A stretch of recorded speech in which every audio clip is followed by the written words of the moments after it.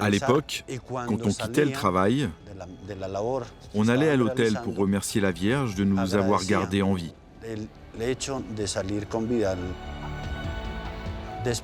Puis, petit à petit, nos familles et les amis des mineurs ont commencé à venir prier devant cet autel, à l'intérieur de la mine. C'est comme ça qu'est née l'idée de créer une chapelle, qui finalement s'est transformée en une cathédrale de sel, construite dans les grands tunnels de l'exploitation.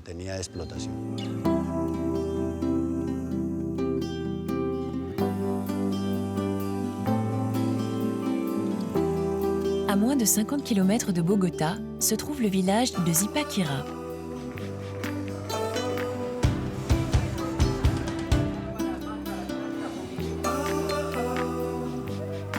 Il est devenu une attraction touristique pour ses mines de sel et la performance architecturale qui a été construite à l'intérieur de celle-ci. Nichée à 200 mètres sous terre et accueillant près de 3000 visiteurs chaque dimanche, cette ancienne carrière abrite la fierté de la Colombie, une cathédrale sculptée dans le sel, magnifiée par un éclairage bleu.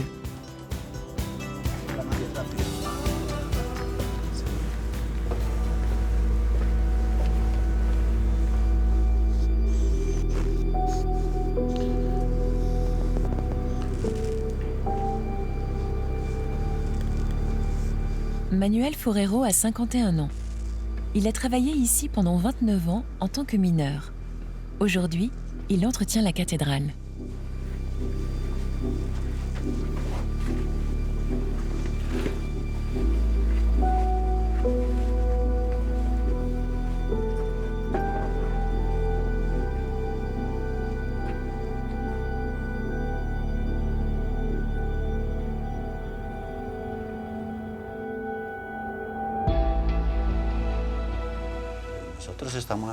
Nous sommes en train de mesurer les gaz de la mine. On a 21,3, on est bien, parfait.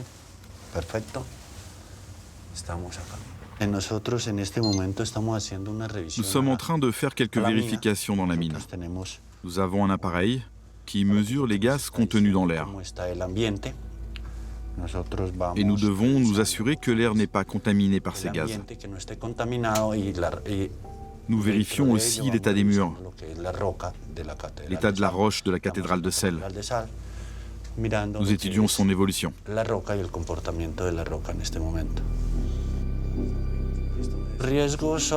Le risque, ce sont les émanations de gaz toxiques. Un risque fréquent et normal dans une mine. Alors pour la santé des visiteurs, nous faisons une vérification régulière sur ces possibles émanations de gaz toxiques. Quant à la roche, elle s'abîme facilement. Il se peut que pendant la nuit, avec les mouvements du sol, il se peut que la roche ait bougé. Et du coup, il se peut qu'il y ait des failles dans les parois.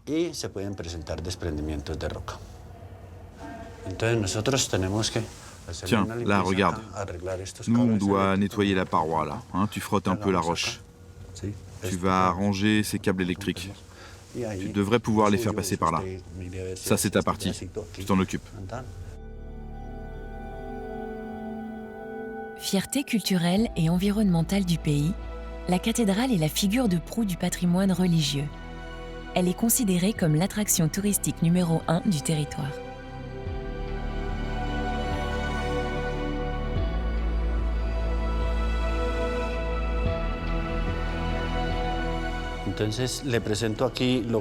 Voici la nef centrale de la cathédrale.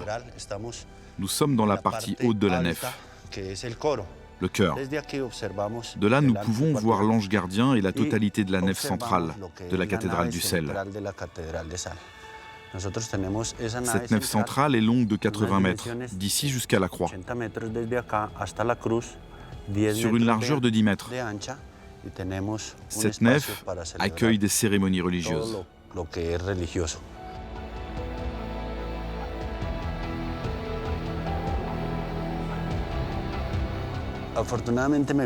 Pour ma plus grande fierté, je fais partie des 127 mineurs qui ont participé à la construction et à l'exploitation de cette mine qui était faite pour l'extraction du sel à ses débuts.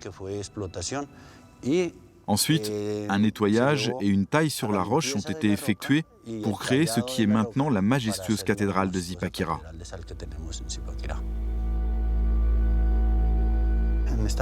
Dans cette nef, nous avons les éléments principaux.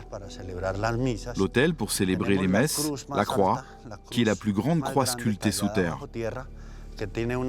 Ses dimensions sont 10 mètres de large et 17 mètres de hauteur.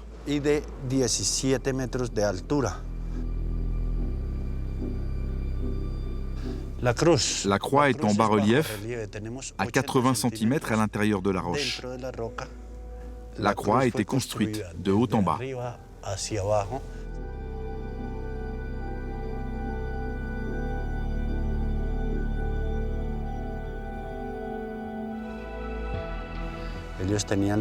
Nous, les mineurs, nous manifestions une grande dévotion à Notre-Dame du Rosaire. Nous avons placé une image d'elle dans l'une des galeries à l'intérieur de la mine pour prier quand nous entrions dans la mine. Cette prière nous donnait de la force et du courage pour travailler.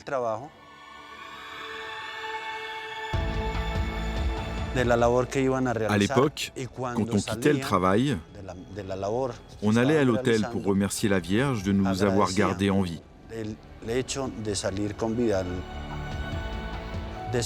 Puis, petit à petit, nos familles et les amis des mineurs ont commencé à venir prier devant cet autel, à l'intérieur de la mine. C'est comme ça qu'est née l'idée de créer une chapelle, qui finalement s'est transformée en une cathédrale de sel, construite dans les grands tunnels de l'exploitation.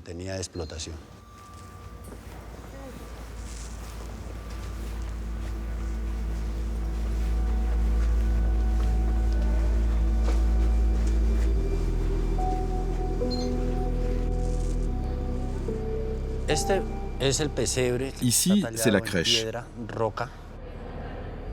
Elle a été sculptée dans le grès par l'Italien Ludovico Consorte.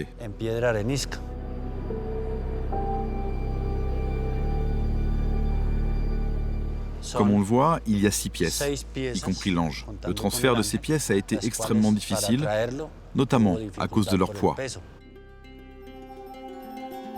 Cette cathédrale est aujourd'hui considérée comme l'une des prouesses architecturales les plus abouties de Colombie.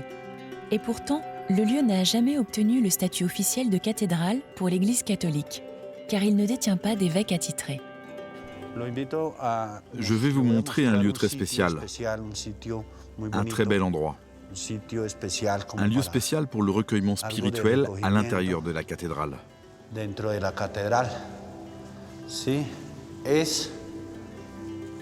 C'est la sacristie de la cathédrale de Celle. C'est là que le prêtre change de vêtements pour faire sa cérémonie. C'est un lieu très spécial car il est à l'écart du reste des salles de la cathédrale. C'est un endroit simple et calme, idéal pour la méditation ou pour la prière. La figure du Christ a été donnée par un Péruvien. C'est le Christ agonisant. Il est là depuis la construction de la cathédrale.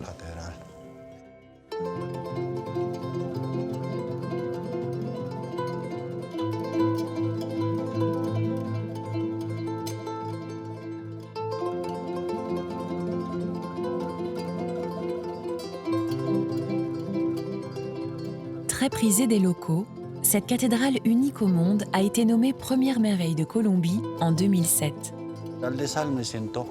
Je considère que j'ai eu beaucoup de chance d'avoir contribué à la construction de ce temple magnifique, mais également de pouvoir continuer à travailler à l'entretien de cette gigantesque construction. Ce qui fait que je m'y sens si bien, c'est que cette cathédrale est un hommage aux mineurs qui ont travaillé ici. Nous, les 127 mineurs qui avons sué sang et eau à l'intérieur de cette mine, pour la creuser et la tailler, et pour créer ces différentes pièces, afin que les touristes aient aujourd'hui la possibilité de la visiter. Cette mine, à 180 mètres sous terre. Je me sens fier d'avoir participé à ce travail qui aujourd'hui est connu de tous. Le monde entier connaît cette cathédrale. Elle est ouverte à tous ceux qui veulent la visiter. Je suis vraiment content de faire ce travail aujourd'hui.